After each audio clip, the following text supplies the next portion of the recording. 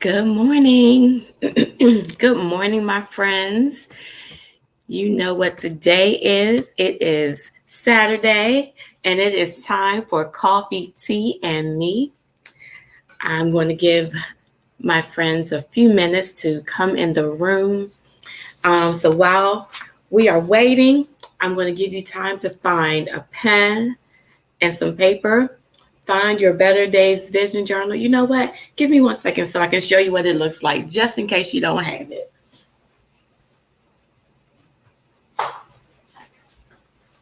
All right, I should have had this, right? All right, so this is the Better Days Vision Journal. As you can see, it's a little bent up on the end because I still read mine. I go over it. This is my first book that I published back in 2019 with my wonderful friend Simone Walden as my editor. And she was just amazing and a great help for me. So if you don't have this book, it is available as an ebook now. And you can go to my website under publications at veronicaburnett.com and you can purchase yours and you'll get it in your inbox in no time. So this is what it looks like. Thank you for whoever joined me. Say good morning so I can say it back to you. And let me refresh this screen so I can follow along and see who's chatting with me. Hey, good morning, friend. Hey, you always show up for me. You always show up. Wait a minute. Now I got my camera doing all kinds of things. All right, here we go. Here we go. So now I can follow along. I have two screens open, so I want to make sure that I stay, I can keep up with everybody. So good morning. I hope you have your coffee, your tea, your water. I already had water for this morning. That's usually how I wake up and get my water, and then I grab something else. So today, I always have my Better Days mug. You see that? My Better Days mug, and I have coffee flavored with caramel cream, and it's so delicious. Tell me what you're drinking. You said you're glad to support, always there for me. Oh, I try to be. That's what we're supposed to do. You're supposed to be there for each other, help each other grow. And that's what I'm committed to doing. So if you have your paper, your pen, your vision journal, that's what I was talking about this. Come on, get ready. Again, this is Veronica Burnett, your speaker, advocate, and coach for healthy relationships. And today is Coffee, Tea, and Me. And we are going to be talking about the series that I've been posting about repositioning. Orange juice and coffee cake. Oh, a coffee cake muffin. I haven't had coffee cake in a long time. I don't need it at all. Trust me, I don't. But I love cake. Enjoy, my friend. So we're going to be talking about repositioning. And of course, I'm going to be looking down in my notes because I don't want to forget anything. But if you have not been following along to read the post about repositioning, you can go through the Better Days private group here and read through those. They're all there. Some of them I did not post details. So if you are a part of the newsletter, you can go to veronicaburnett.com. And as soon as you go to that website, to my website, the very first pop-up is subscribe to the Better Days newsletter. So you want to do that because I don't post everything here in the Better Days group. This group, you get like detailed, specialized, customized conversations with me. And so just like this Better Days Coffee, Tea, and Me, we have a quick chat on Wednesdays that's not published anywhere else except here. And that's because I want to give you something special and connect with you on a deeper level there. So we've been talking about perfectionism, repositioning. Perfectionism is one of my first things on here. And so I want to tell you what it requires in the steps to reposition. And sometimes, this is not a cookie cutter thing. It's different for everyone. Your journey is different. Your experiences are different. So your turnaround is different than someone else's. And so I'm going to put this here, and it's not on my paper. The most important thing is not to compare yourself to anybody else. Don't compare your position in life, your state in life, with anyone else's. And I found myself drifting into that recently. Like, this is me being so transparent, because you look at your friends and you see where they are. You know, you went to school with them, you got the same education, but your opportunities in life may be different. The things that you've chosen to do and the path that you took in life is different from theirs. And so where they are financially, with their families, with relationships, with careers, is different from yours. And I found that my journey was one where I was repositioning, and not where one of my really good friends was. And I had to like check myself and say, listen, she chose a different career. She chose a different person. God blessed her a different way. And our stories and who we are meant to impact and prove God's love and grace and mercy is different. And I had to realize that her lifestyle is no better than my lifestyle. It's just different. And remind myself to stop comparing, because in so many ways, I am tremendously blessed, tremendously graced, and thankful for God's mercy in my life and the opportunity to get it right, the opportunity to make a turnaround and do things differently. So that's the position that I want to come from with repositioning our lives. So one of the things that we have to let go of, with repositioning, the first thing you need to do is release whatever it is that is causing you or has caused you to stay right where you are. I want to say that again. Release anything that is causing you to remain stuck in a cycle, stuck in a position, stuck in a mind frame. Whatever it is that is causing you to stay where you are, that's what you need to release. It could be unforgiveness. That is one of the things that I talked about, in one of the newsletters and in the post. It was about forgiving, because not forgiving a person can keep you from moving forward. That takes up so much space in your heart. It takes up so much space in your mind and your energy. And I've talked about it before. It blocks your creativity.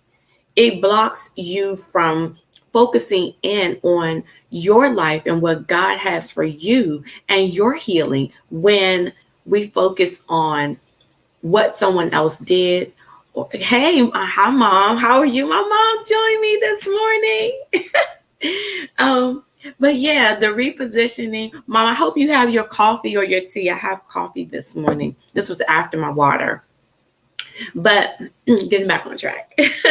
But when you are holding on to these things that keep you stuck, you can't move forward. There is no repositioning. It is, I'm staying in this space because I don't want to let go. I'm staying in this space because it feels good to me. I'm staying right here because it's familiar. This feeling is familiar. This space is familiar. This job is familiar. These friends are familiar. I know them. But when you have to release some people from your life, because really, when God is moving you to another place and another level in your life, there's some people that won't go with you. There are some people who won't be able to handle what you're going to do next.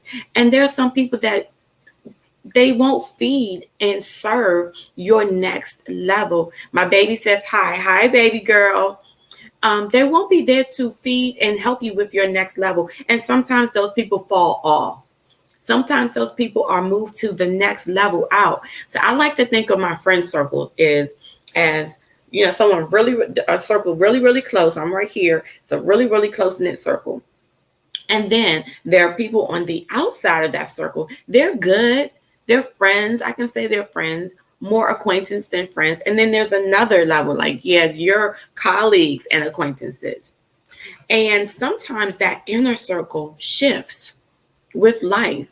Sometimes it shifts and those people move to the next level out and someone else new may move in.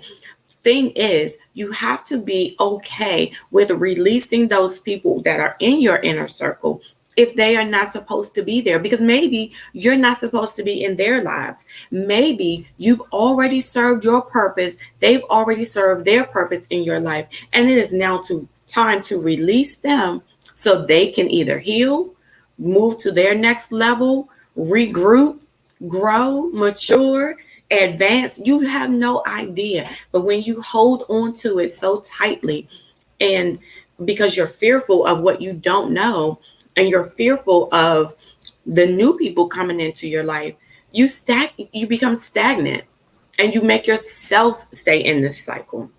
You keep yourself back. So I want you to get in the habit of slowly releasing people and things that no longer serve you. And I know we've heard it before. It is not using someone. People are in our lives, and situations are in our lives to teach us, to for a reason, and for a season or a lifetime. And we've got to be okay with whatever they are positioned. We have to be okay with the fact that some people may not be around for your next in your life. It's got to be okay. You've got to get to a point where as long as it's you and God and you trust him with your next, then whoever he brings in is going to be perfect for that time in your life. And I don't know why I'm stuck on that part, but I hope it's helping someone. Releasing from a job, like some of us, me included, stay in jobs way too long because we get comfortable. We get comfortable with the drama, with the stress, because that's what we know.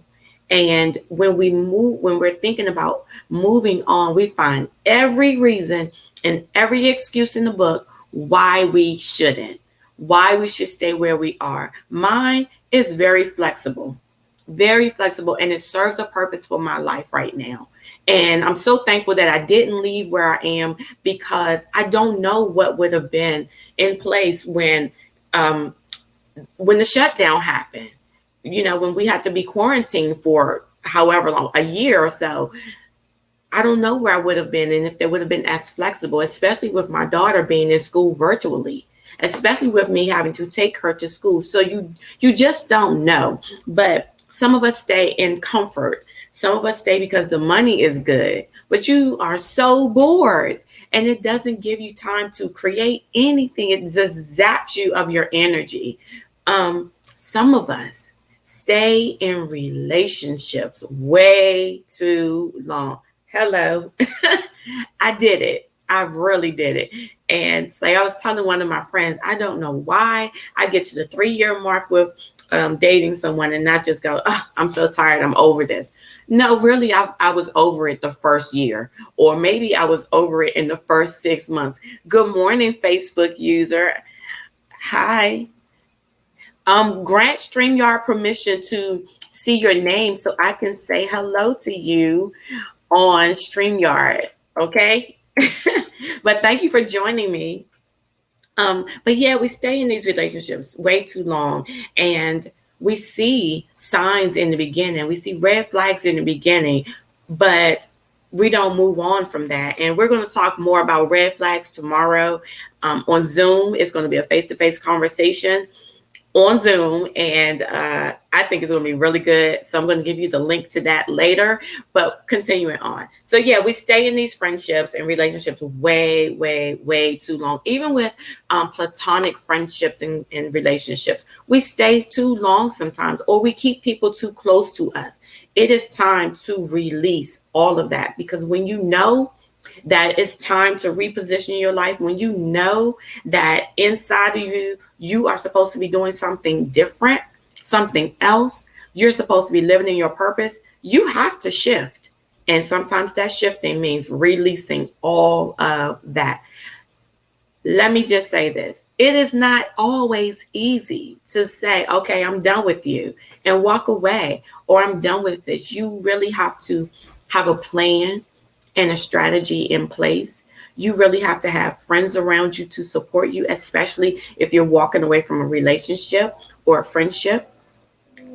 You have to have support around you to say, hey, you can do this, and help you along in your new journey, show you or point you in the direction of those who can help you. So it's important to have all of that around you when you're releasing toxic relationships or toxic thoughts and habits.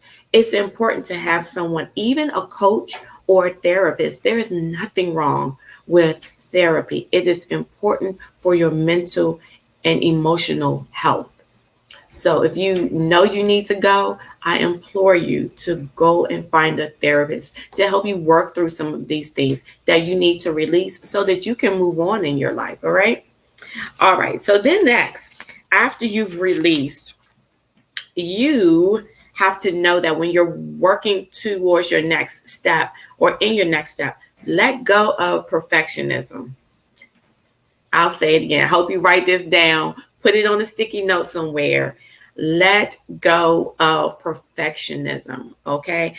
That will cause you so much stress in this repositioning stage because we want to do it right.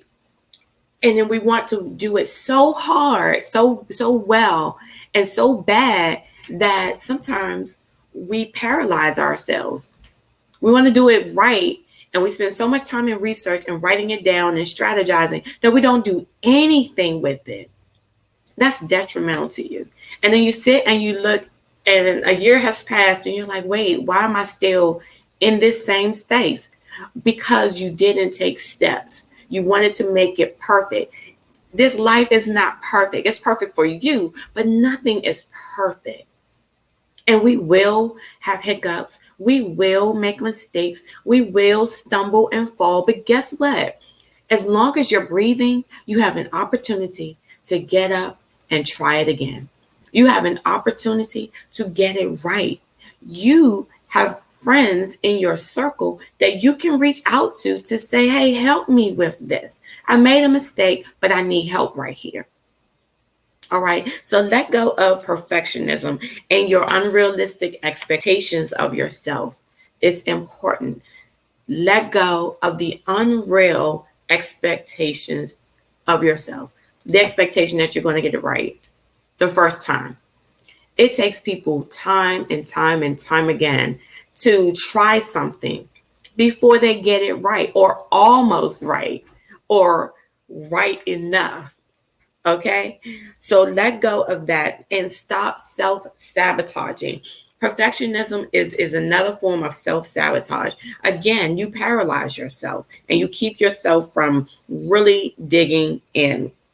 And so I just want to leave this with you. No matter where you are right where you need to be. You are enough. So we're going to put perfectionism down, drop it now, shake it off. You are enough.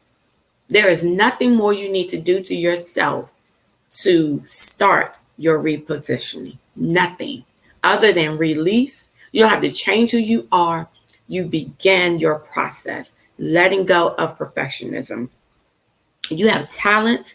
Your life is beautiful and full of love. Remember that. And it isn't too late. Okay? So perfectionism, let go of perfectionism. We talked about releasing and forgiving. Then the next thing, surrendering. Surrendering. Ooh. So I'm going to read to you something that I wrote. All right. It says, you know how we fall into a pit. We pray, we cry out to God. Finally, he responds after our many temper tantrums have stopped. He hears us. We begin to position ourselves to hear from him. Then we release all of our cares and burdens on him. He gives us the first instruction. We master that. Then this is where we make the mistake. We feel like we can take it from there. When we get to the point where we're like, all right, God, I got this, so I'm going to keep on moving. That's just step number one. What happened to all of the steps after that? Don't we still need him? But no, we come together in our minds. We put our plan together, our strategies together without consulting him. Put all of this together, and it's like, hey, it's my thing. I got this. But what about surrendering your will and what you want for what he's designed you to have? What about surrendering your will for his will? I mean, he is the one that created you.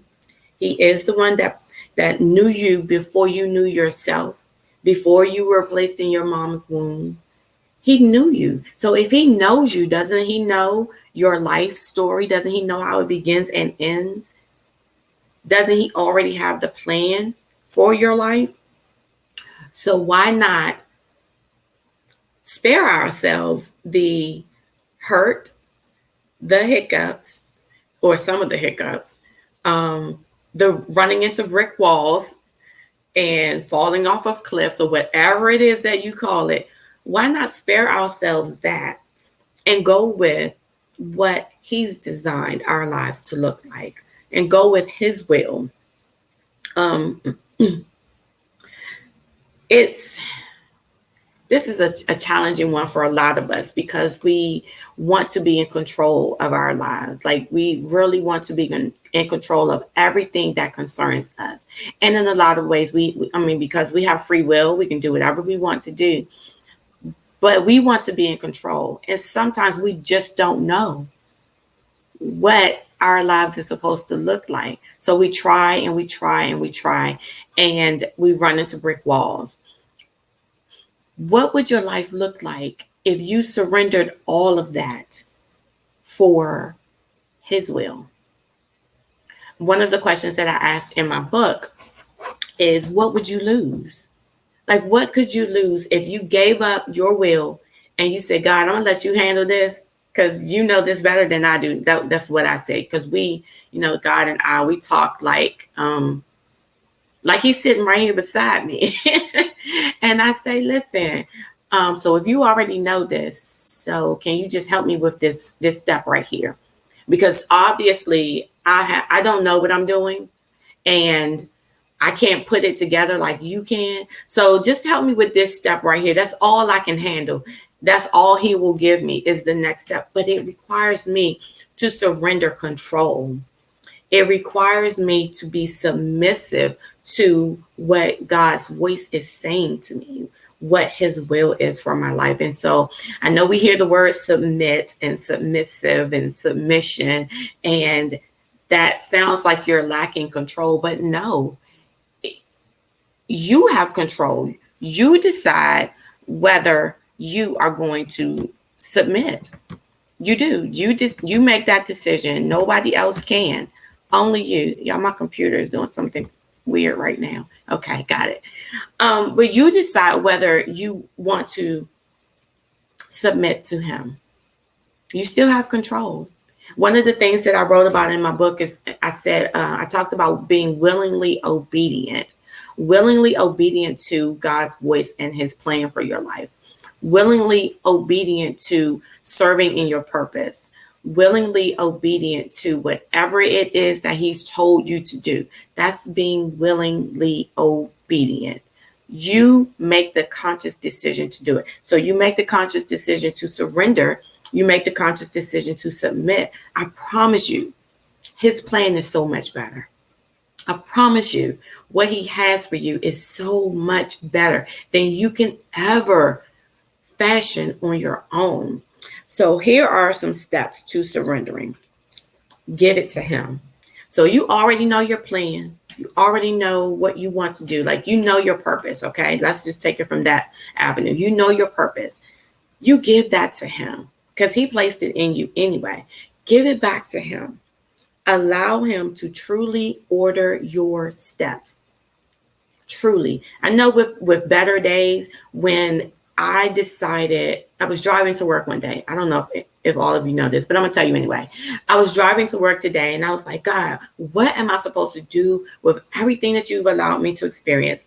What am I supposed to do with all that I've learned from going to these conferences, going to these trainings? What am I supposed to do with all of this? And he simply said, share your story. Okay. Well, how do I do that? That's right there, me surrendering. How do I do that? And he says, I want you to put together this program and I want you to bring these people together. And I want you to talk about this, this, and this. And I want you to contact this person. Tell this person this is what you want to do. I told that person that's what I wanted to do. That person said, hey, I have someone over here that can fill in on this topic of discussion and call this place and call. That was me saying, God, I trust you to put this together. And every step of the way, I go to him. God, what's next? How do you want this to look? How do you want that to look? How do I talk to my daughter about this, that, and the other? Who do I talk to about her school? Who do I talk to about tutoring? Every step of the way. And let me tell you, everything is falling into place. Everything. When I had fallen on really hard times years ago, I still wanted to put her in private school. That was my goal in life. That was my plan for life. And I didn't know how I was going to do it. I gave that all to God. Listen, God, this is what I want to do. How? Can you show me how? Is this in your plan? And also with surrendering your plan and your purpose and your vision, it has to be something that you know is going to serve someone else. You know it's going to help someone else. Your heart posture has to be that of love and obedience to God. You have to check your heart posture. And let me just say, with purpose, when you know what your purpose is, God is going to reveal it to you over and over again. He's going to give you strength. He's going to give you courage. He's going to put people in your place, your position, and around you to help you to fulfill your purpose. Okay. So the next thing, keep our ears and hearts open to his instructions. Sometimes, and I just said this, it comes one step at a time, because that's all some of us can really handle. One of my friends told me, like, I have a prayer partner and we were talking about some things. We prayed about some things and I went back to her. I was like, so what he tell you? And she said, well, he said, you can't handle the end result just yet. Like, you can't handle the answer just yet, but you can do this, this, and this. Really? Like, I want to know the end. We all want to know what the end looks like, but can we really handle it? And if we do know, will you run ahead of what God has planned for you, or the steps in between? Now, this is all part of repositioning, okay? It's all part of repositioning. You have to go through steps. You have to go through a process. And sometimes your process could be shorter than someone else's, but if you stay the course, that repositioning happens. I didn't know that I was going to be a life coach when I started Better Days. I did not know. I didn't know I was going to be on doing Coffee, Tea, and Me and having chats with you all when Better Days first started. All I knew was I needed to share my story. And each step of the way, he's put people in my life that puts me in position to continue to share my stories with you. So the next thing is to follow the steps that he gives you. And then the last part, breathe, pray, and act. Breathe, pray, and act. And I say breathe because it's just like birthing a baby. Every time you get to a new step that you've never done before, you're scared, you're nervous, you want to do it right. Just like when you're birthing a baby into this world, you have to breathe through each contraction. Sometimes these steps that you have to take in repositioning, it causes you great pain. Pain because it's new and you want to stay where you are. Pain because you want to reach for that thing over here, but you're still holding on to what you know. And when you're holding on to what you know, you're stretching and stretching and you're still holding on, but you're stretching. That's pain. But once you finally let go and you propel towards that new thing, all right? So breathe through it. Every time you start to feel anxious about something, breathe through it. Pray. Y'all, prayer is so important here. Pray about everything. There is nothing that you can't pray about. And let me tell you one thing about prayer. When you decide to start praying to God, you do not have to go to him with flowery words. You don't have to go to him speaking the King James language. You can go to him and talk to him just like I'm talking to you right now.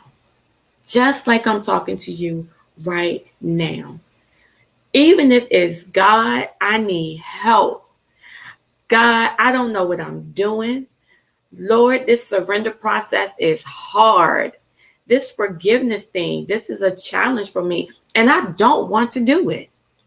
Be honest. That's what he wants from us, to be honest and hear from our hearts. He already knows. Go to him with a pure heart. Go to him with your truth, your honesty. Go to him with humility. And go to him ready to hear from him. Like, don't just go, hey, look, I need you to tell me this, and then you go on to the next thing. No. Sit there for a minute. Sit right there for a minute in silence and wait to hear from him. It may come right at that moment. You may hear something audible. It may be a sound. It could be a sense of peace about whatever you've brought to him. It could be tears of release saying, daughter, I hear you. But go to him with humility in prayer all the time. You don't have to be in your home on your knees by your bed at night. You can be in your car talking to him, praying. You could be walking at the track, praying, surrendering your will, talking to him about your plan, telling him, I really want this reposition to happen. How do we make this happen? You could be cooking in the kitchen. One thing that I do, I start cleaning. When I have a lot on my mind, I am cleaning. Hey, user, good morning. Oh, hey, Paulette. I clean when I have a lot on my mind. I'm cleaning and cleaning. Washing dishes, y'all, that does it for me. I will wash those dishes and I'm talking to God in my head because I don't need my daughter hearing everything. But I'm praying and I'm talking and I'm listening. I have music on sometimes, but get in the posture and the habit of praying about everything, everything, everything. And then act. So when you breathe through it, you pray through it, and then he gives you an instruction. It can't be, I'm going to pray about this and I'm going to wait and see what he does. No, sometimes he gives you instructions. And so you have to do something. You have to do exactly what it is that he's telling you to do so that this reposition can happen, so that this shift can happen, so the change can happen, so the revelations can come, or the whatever it is that you're seeking him for.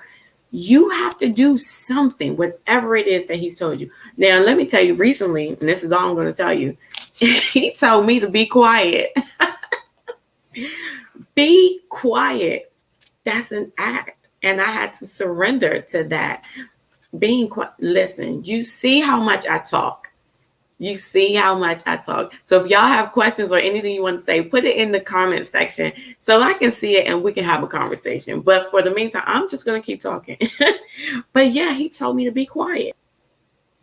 That was a specific instruction for my repositioning to happen. And I did it. I did it. All right, so we did surrendering, we've done releasing, be quiet. Yes, be quiet. And those were the words, be quiet. So we released, we let go of perfectionism, we've let go of unforgiveness, and now you have to be available. And remember, these steps for all of us can come at different times in different ways. You can spend more time in one place than the other. It's just like the grieving process. Some of us stay in grief far longer than others do before we get to acceptance. And however long you stay on each step is how it is. It's just what it is for you, and that's what's necessary for you. So don't try to put a time frame on it. Just allow it to happen. So being available. One of the things I talked about in one of the newsletters was about after leaving my marriage some years ago. There was a time where I was like, yeah, I don't want to talk to anybody. And if any man approached me or said hello to me, I got physically ill. The thought of someone else being in my space or trying to talk to me made me ill. Like really, my stomach did flips. And I'm not talking about butterfly flips. That was a tongue twister. I'm talking about disgust.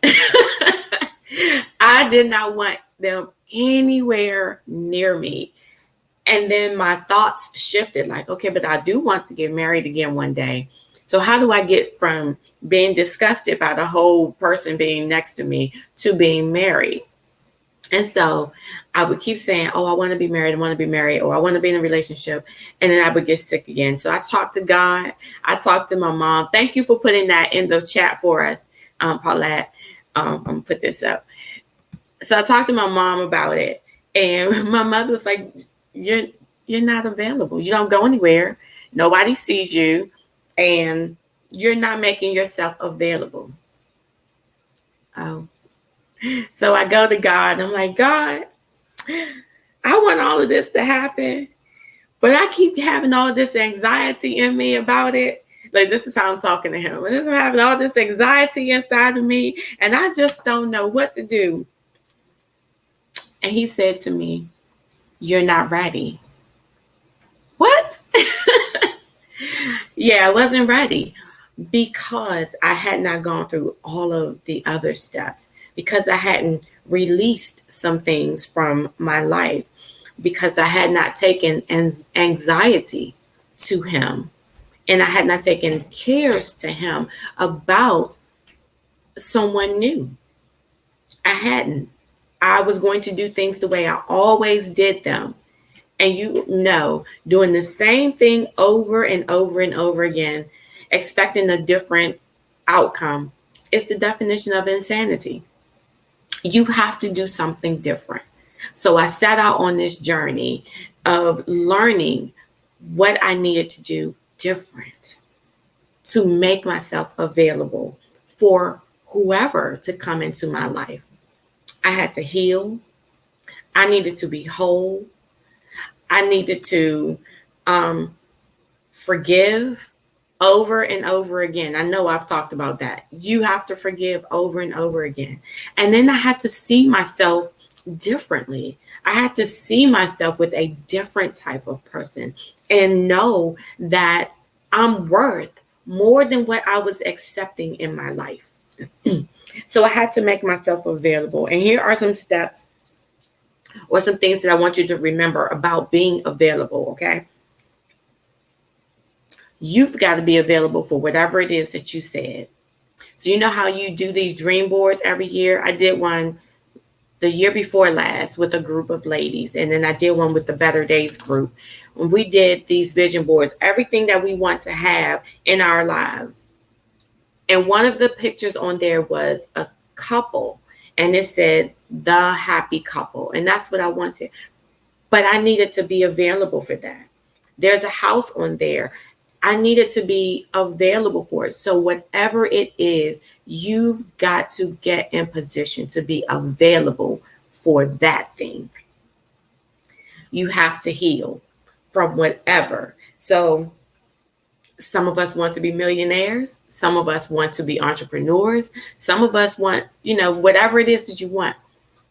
But you fell on hard times. You had a terrible past. You had a toxic relationship with money. You've got to heal from that. You've got to learn something different. Learn how to be responsible with money, how to responsibly manage money. And you all know I have to slow down sometimes because these braces catch all of my words and they jumble them up in my mouth. So I'm going to talk slowly sometimes. But you have to heal from all of that. Heal from past relationships, past failures, past hurts, past disappointments. Heal from it and release all of that. I'm telling you that every step of the way, there's going to be something that you release. You want different friends. I remember I wanted new friends in my life because I didn't think that the friends I had were what I needed for where I was going. Not that they weren't good, but we were going in different directions and we can't just keep holding on to that. So I had to let some of that stuff go and say, I'm going to be okay. My heart is going to heal. You'll be all right over here in this circle. I'm going over here. Or the friendships weren't as great as they could have been. You can have toxic friendships with people. You've got to heal from that in order to allow other people in your space, in order to be friends with other people. You've got to let go of your thoughts about people, your negative thoughts about people, in order to move forward and have new friends. And you have to get in a position to receive the thing you desire the most. You have to get in position to receive the thing that you desire the most. So if it's a house that you want, get your credit together, get your savings together, get all of your documents in order because you're going to need it. Talk to a lender beforehand, before they run your credit, and find out what things you need to have in place. Get a credit repair person, friendship, whatever, to help you. Pay for someone to help you get it together. There is nothing wrong with free. You can search the internet all day long. But when you get an expert that can sit down with you and help you with your financial plan and your financial goal, that's when you are repositioning your life. That's when you are making yourself available for that thing that you desire the most. We cannot haphazardly fall into anything anymore.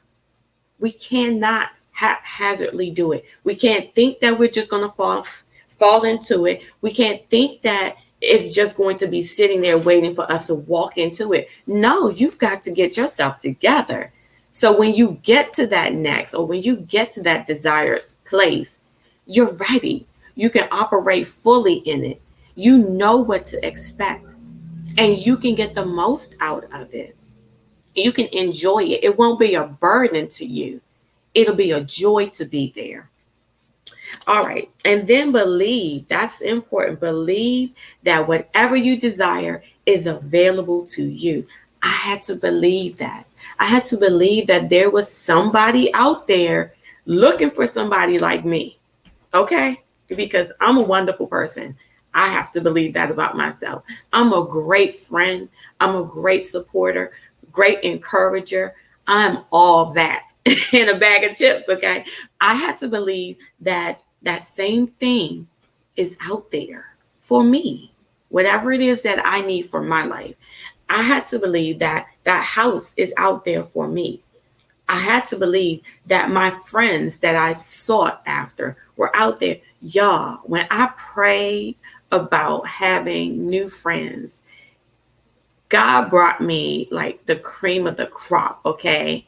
He brought me friends that not only are friendly to me, but he brought me friends who are not selfish, that want to see me shine, that check up on me, that I can call and say, hey, are you doing what you need to do? Friends that will speak the truth to me in love. Friends that will come to me and say, hey, I know you were supposed to do this and you did something different. You failed. Let me help you get back up. That's what he did for me. That's what he did for me. So believe in your heart that it's available. And when you start believing that, don't tell yourself anything different.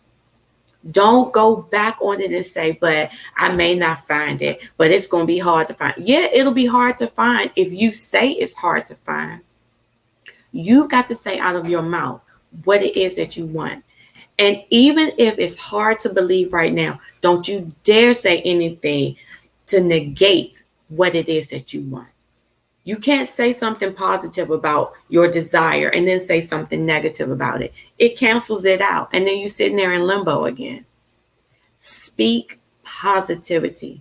Speak belief over that thing. Keep talking about that thing that you want and desire for your life, and then believe it. Like, believe it so deep in your soul that if anybody else tells you, girl, you can't do that, yes, I can. And I'll tell you this, and then we're going to go to the next step, and then we're almost done. Okay. I can remember when I opened my salon and boutique. Yes, we have to do our part. That's right. When I opened my boutique in Baltimore City. Now, I am not a Baltimore City girl. This is nothing bad about Baltimore. I'm just not used to that area. And but that's not neither here nor there. So I opened it in Baltimore, and I knew that I wanted a boutique, a hair salon. And then I had this vision of having a small cleaners attached to it. The name of the business was called Compliments. And so I made some of the clothes. I had makeup in there. It was like a one-stop shop. And anything that I made, any custom-made dress, you could bring it back to my cleaners, and we could care for it in the manner that I knew it was going to preserve its life. So I said this to someone that I wanted this cleaners, and instantly they said, oh, you can't do that because this particular group of people have that on lock. And I believed them, and I never pursued it. Never pursued the cleaners that I wanted. Never went further with the boutique. I did close it down because I just could not do Baltimore anymore. But I didn't move further with it. And I wish that I had more belief in myself as an entrepreneur, as a strong woman, as a child of God, that I could do it. I didn't at that time. But let me tell you, if that belief, if that desire came today, I would do anything I had to do to get it. I have more belief now. It comes with growth. It comes with change. It comes with maturity. And that was another thing I had to release from my life. The burden of regret, of not moving forward. Let go of that regret. Let it go so that you can think of your next thing. You can thrive in something else so that another desire or great creative story or lifestyle or business can come to you. You can't hold on to regret and try to reposition yourself at the same time. It's like holding on to an anchor. You're right here, you're holding on to this anchor, but you want to go further downstream. You want to see where else you can go. You can't if you're anchored in regret. Let go. Release the regret from your life. I don't know who that's for. All right. So once you make yourself available, you've got to restart. So that's part of that acting part. And I'm not going to go deep into this because we're getting close up on that 1 hour mark, but I can keep talking, right? Restart. I want you to restart. You can plan it. You can pray about it. You can strategize about it. You can talk about it, meditate on it, all of this. But once you write down, you have your plan. It is in here being intentional. You have to be intentional, but you have to intentionally make a step. You have to be intentional about starting somewhere. Somewhere it's time to restart. Sometimes you have to start where you left off because you put something down and that was what you were supposed to do with your life. Go back to it. See how to reposition that. See how to tweak it for where you are now. You can go back to it if that's what God is giving you to do in your life. Go back to where you left off and pick up there and keep moving. But what I don't want you to do is to sit here thinking, wondering, pondering, feeling bad about whatever it is that you did in your past or didn't do in your past. We're not staying there anymore. We're going to start right where we are and take those steps to restarting our lives. And we won't do this with the same mindset that we had. We're changing and shifting our mindset so we can get out of those vicious cycles and move forward. It is time to restart. And when you do, I'm going to read just a little bit of what I wrote. Take your time and think about what you've learned in the past. Think about what you did that could have contributed to your disappointment. And sometimes it's missing the red flag. So when we're restarting this time, we're going to pay attention to all of those things. Everything that we've learned, we're going to put that into motion. All the red flags that we learned after the fact, we're going to pay attention to those going forward. Missing signs on the wall. Let me tell you, there was a sign written so big on the wall for me. I know it was bold. It was highlighted. It was underlined, exclamation points. I did this. I blinded myself to it and thought, oh, there's good in everybody, and I'm sure I'll find it. I need to see your good up front. That's where I am now. I don't want to have to dig deep inside to see what your good is. You got to show me that up front. Not asking for help. So when we restart, we're going to ask for help. We will put pride aside and ask for help. Disregarding sound voices. So when someone is talking to you, a mentor has come into your life, someone that you respect in authority, and they're talking to you, don't disregard what they're telling you. Don't disregard their counsel and advice. Listen, because there's truth in it. There's something in their words that can help you. Maybe not today, but you hold on to it because it can help you in 2 weeks. It may come back to you in a month. So don't disregard it. Not listening to your own intuition. God gave us women tremendous intuition, and we disregard it over and over again. We second guess ourselves. I was the queen of second guessing. I'm the one, I would sit down and think about what I'm thinking about. And then I'm going back and rethink all of that. When I know good and well, the very first thought was probably the one I should have gone with. But I'm thinking of ways to think myself out of something, come up with something different. Oh, it didn't mean that. Yeah, it's right here in front of me. It's in me. And I don't want you to disregard your own inner voice.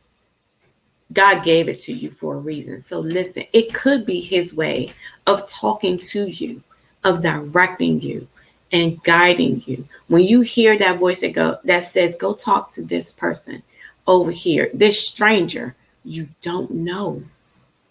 You don't know, but do it. The worst that can happen is the stranger doesn't respond or is not the right person, but you never know who the stranger might know. So listen to your intuition. Ask yourself, what have I learned from all of my past? Then, this is the best part.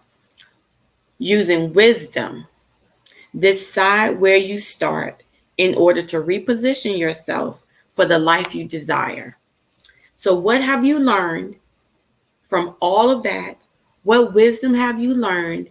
Because you have to learn something in your cycles, in your state of being stuck, in all of your disappointments. What have you learned about yourself and about life that you can use now to help you reposition yourself? What wisdom can you gain from that? What wisdom can you get from another person that's in your life, that was in your life and have seen you go through all of this? What can you learn that you can use now? Yeah, Paulette says she's second, third, and fourth guess herself. Yes, indeed. I think we all do it. We all do it because sometimes that first thought is scary. Sometimes it's so big that you're like, God, you couldn't have possibly given me that thought. Yes, he did. If your mind took you there, you can do it. It might take work, but you can do it. But when we start second, third, and fourth guessing ourselves, that's our way of talking ourselves down and talking ourselves out of it. Now, I'm not talking about thinking it through. I'm not talking about thinking it through. I'm talking about second guessing whether it should happen, or second guessing that you actually had that thought, especially if it's a sound thought. Okay, so the last part, no. Now, all the other ones I said, read this and read that. This one is no. I want you to know your worth. Know your worth. Yes, you need to know your worth when it is time to reposition, because it's right here. It's big. It's grand. It's what you prayed for.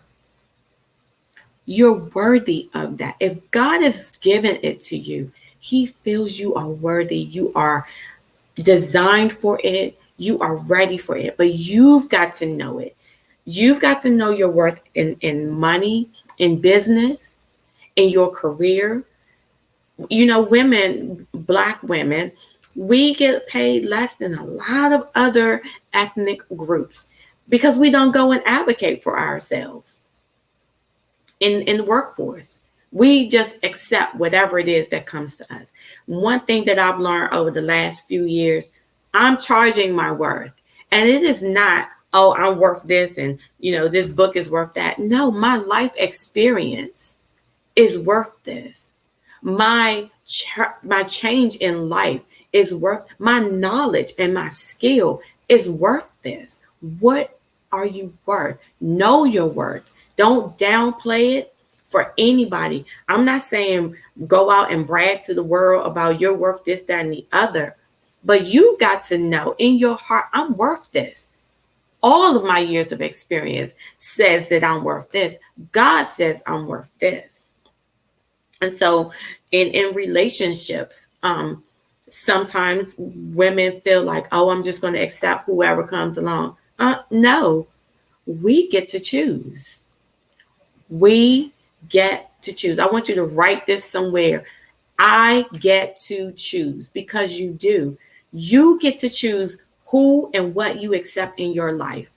And if you've been accepting abusive relationships, abusive men, toxic friendships, it's time to change that. You get to choose different. You get to choose different because you are worth that. You're worth being loved. You're worth being thought of. You're worth being courted. You're worth being honored. You are worth being appreciated. You are worth being recognized, acknowledged. You're worth all of that. All of it, especially love. And if there's anybody in your life that cannot meet those standards, they don't need to be there. And I give you permission to release them from your life. And you don't have to bring them back. You don't have to bring them back into your life. You don't. You get to choose what you allow in your space. You get to choose who's in your circle.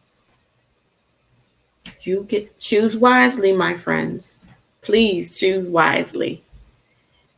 Choose wisely. All right. And that is where we're going to stop today. And I am so thankful that you all joined me today for Coffee, Tea, and Me. This was a great conversation. Let me go through and look here. You have to reposition. You have to position yourself for things you want in your life. And we have to do our part. That's absolutely correct, Paulette. I agree. Go to them. Oh, so Legina said, when I said about nobody knows where I am, she said, go to the mall, the grocery store, eat out, go to CVS. Oh, she's still single. You know what? He will find you. And just when you're not thinking about it, when you are doing the work on you, and when you are ready, that's when he'll find you. And I think that when we take the focus off of that person finding us and we put it on God and ourselves, and getting ourselves, preparing ourselves. Just like people prepare themselves for marriage, you have to prepare yourself for whatever it is you want in your life. And so let's just stay in that space, just continuing to work on ourselves and better ourselves. I'm not saying be perfect, but continue to better ourselves and reposition ourselves so that we can be ready. And we'll know when he's there, or we'll know when the opportunities arrive for us because we're ready. All right. So one thing I wanted to share, a couple things I want to share with you. Tomorrow at 7 p.m., I am doing a Zoom conversation on the red flags in relationships, red flags that we have to look out for. A gentleman that I met on Facebook, I believe, he's friends with another friend on here. Now, he wrote this book recently called Red Flags, Warning Signs. It is an excellent, excellent, excellent book. It's a very short read. I'll give his name. His name is Tyrone Young. So you can find him on Facebook, or you can go through my friend list and find him there. So we're going to be talking about, red flags in relationships. Chapter 2 was like right in my face, and it's a great book. So I'm going to put the Zoom link right here. So you don't have to register. All you have to do is show up tomorrow. Just show up tomorrow in the Zoom room. I'm going to put this here. All right. You just show up in the Zoom room tomorrow so we can talk about all of this. And this is part of repositioning, learning the red flags so we can get out of our own way, break the cycles of abuse in relationships, and learn the signs beforehand, so that we'll know what to look for when we go into friendships with people, when we meet them. And this is, I feel like these red flags can go across the board, in families, in platonic friendships, and in love relationships, knowing those steps. And then for those of you who have not taken advantage of some of my 4-week and 6-week programs, some of us know that we already have what we want in our lives, or we know what we want to do, but we just need clarity, or we need to go deeper. I offer 60-minute clarity sessions and 90-minute intensive sessions. And so you can go right here to this link and click on the link. It will take you right to my appointment page. I'm taking appointments now on Wednesdays, Thursdays, and Fridays, and it will be in the evenings between 6 and 9 o'clock. And so, so these are one time. You don't have to do a discovery call. We just jump right on. Now, the 90-minute one is more like 2 hours, because you get a call in the beginning, a 15-minute call in the beginning, so I know where we're going to start. Then we have our 90-minute conversation, and then after the fact, we have a follow-up about a week later. And so you leave with a plan of action. The 60-minute clarity session is to help you to hone in on what it is that you already know you want to do, but you need clarity and you need someone to help you put the pieces together. So that's what we do in those 2 sessions. If you want to join the newsletter, because I don't put everything on here, some things are just in the newsletter.